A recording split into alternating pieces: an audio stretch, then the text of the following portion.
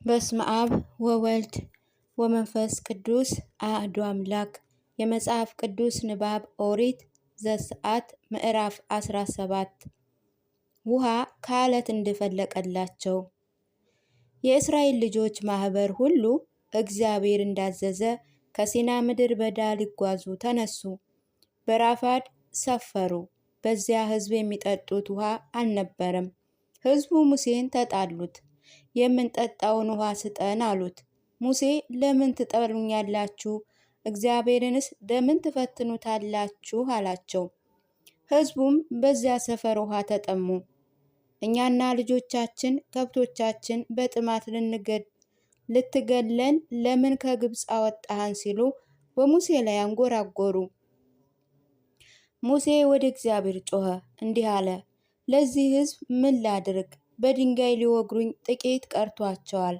እግዚአብሔር ሙሴን በሕዝቡ ፊት እለፍ፣ ከእስራኤል ሽማግሌዎች ከአንተ ጋር ውሰድ፣ ወንዙንም የመታህባትን በትር በእጅህ ይዘህ ሂድ። እነሆ እኔ በዚያ በኮሬብ በዓለት ላይ በፊትህ እቆማለሁ። ዓለቱን ትመታለህ፣ ሕዝቡ ይጠጣ ዘንድ ከእርሱ ውሃ ይወጣል አለው። ሙሴም በእስራኤል ልጆች ፊት እንዲህ አደረገ። ስለ እስራኤል ልጆች ክርክር እግዚአብሔር በመካከላችን ወይስ ነው ወይስ አይደለም ሲሉ እግዚአብሔርን ስለተፈታተኑት የዚያን ስፍራ ስም መንሱት፣ ዳግምም ገዓዝ ብሎ ጠራው። እስራኤል አሞሌቃውያን ድል እንዳደረጉ። አሞሌቃውያን መጥቶ ከእስራኤል ጋራ በራፋድ ተዋጉ። ሙሴ ኢያሱን ጎልማሶችን ላንተ ምረጥ፣ ሲነጋ ወጥተህ ከአሞሌቃውያን ጋር እኔም በተራራው ራስ ላይ እቆማለሁ፣ የእግዚአብሔር በትር በእጄ ናት አለው። ኢያሱ ሙሴ እንዳለውም አደረገ። ወጥቶ ከአሞሌቅ ጋርም ተዋጋ። ሙሴና አሮንም ወደ ኮረብታው ራስ ወጡ። እንዲህም ሆነ፣ ሙሴ እጁን ባነሳ ጊዜ እስራኤል ድል ያደርግ ነበር።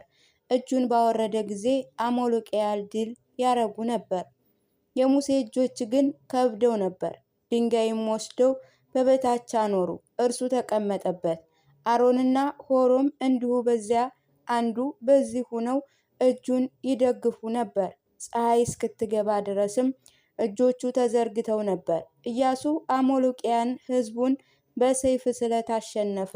እግዚአብሔር ሙሴን የአሞሌቃውያን ዝክር ከሰማይ በታች ጨርሼ እደመስሳለሁ፣ ይህ ለመታሰቢያ በመጽሐፍ ጻፈው፣ በኢያሱ ጆሮም ተናገር አለው። ሙሴ መሠዊያ ሰራ፣ ስሙን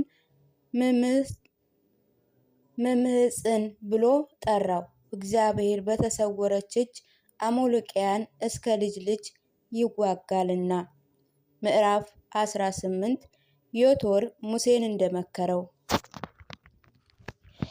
የምድያም ካህን የሙሴ አማት ዮቶር እግዚአብሔር ለሙሴና ለሕዝቡ ለእስራኤል ያደረገውን ሁሉ እግዚአብሔርም እስራኤልን ከግብፅ እንዳወጣ ሰማ።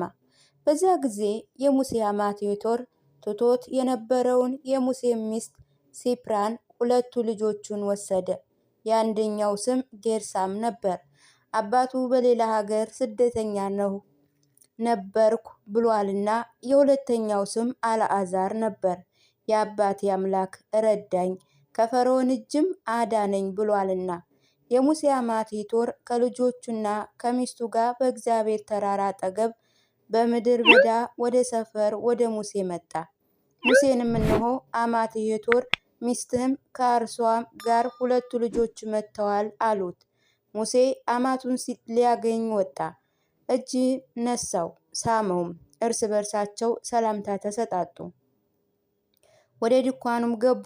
ሙሴ እግዚአብሔር በፈርዖንና በግብፅ ላይ ስለ እስራኤል ያደረገውን ሁሉ በመንገድ ያገኛቸውን ድካም ሁሉ እግዚአብሔርም እንዳዳናቸው ለአማቱ ነገረው። ዮቶርም እግዚአብሔር ያደረጋቸውን ቸርነት ሁሉ ከግብፃውያን እጅና ከፈርዖን እጅ እንዳዳናቸው ሰምቶ በሁሉ አደነቀ።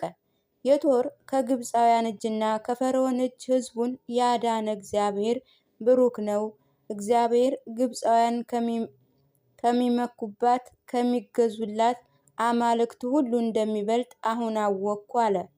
የሙሴ አማት የቶርም የሚቃጠል መስዋዕትን ሌላ መስዋዕትን ለእግዚአብሔር ወሰደ። በእግዚአብሔርም ፊት ከሙሴ አማት ጋር እንጀራ ሊበሉ አሮንና የእስራኤል ሽማግሌዎች ሁሉ መጡ። የዳኞች መሾም። እንዲህ ሆነ፣ በነጋ ሙሴ በሕዝቡ ሊፈርድ ተቀመጠ። ሕዝቡ በሙሴ ፊት ከጧት እስከ ማታ ድረስ ቆመው ነበር። የቶርም ሙሴ ሕዝቡ ላይ ያደረገውን ሁሉ አይቶ እንዲህ አለው፣ ብቻህን ተቀምጠህ በሕዝብ የምታደርገው ይህ ምንድን ነው? ሕዝቡ ሁሉ ከጧት ጀምሮ እስከ ማታ ድረስ በዙሪያው ቆመዋል። ሙሴም አማቱን ሕዝቡ ከእግዚአብሔር ፍርድ ለመጠየቅ ወደ እኔ ይመጣል፣ ነገርም ቢኖራቸው ወደ እኔ ይመጣሉ። በዚህም ሰው መካከል እፈርዳለሁ፣ የእግዚአብሔርንም ሥርዓትና ሕግ አስታውቃለሁ አለው። የሙሴ አማትም አለው፣ አንተ የምታደርገው ይህ ነገር ትክክል አይደለም። አንተ ከአንተም ጋር ያለ ሕዝብ ትደክማላችሁ። ይሄ ነገር ይከብድሃል። አንተ ብቻህን ልታደርገው አትችልም።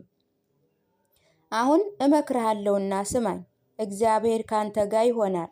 አንተ በእግዚአብሔር ፊት ለሕዝቡ ሁን፣ ነገራቸውን ወደ እግዚአብሔር አድርስ።